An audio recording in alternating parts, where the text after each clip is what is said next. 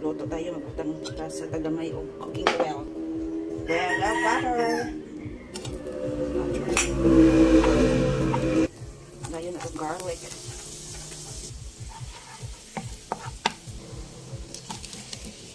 Kunti lang. Ayan. Saka yung ating sili para lalong dumango. Babango yung ating niloto. Tada. Ayan. Saka takpan. Ito mo siyang baliktarin para mapula tanan. Bango. Bango mga mare. Ayan.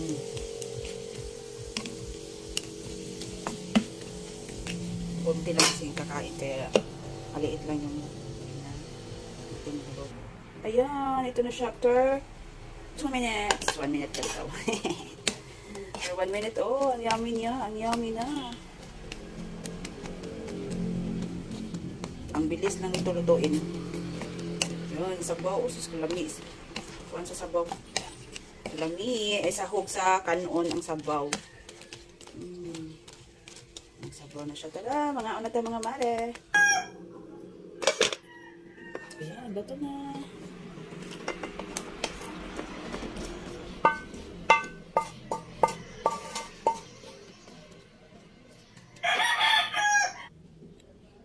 Ayan. Ang bango. Super lami. Super lami. Yummy, yummy.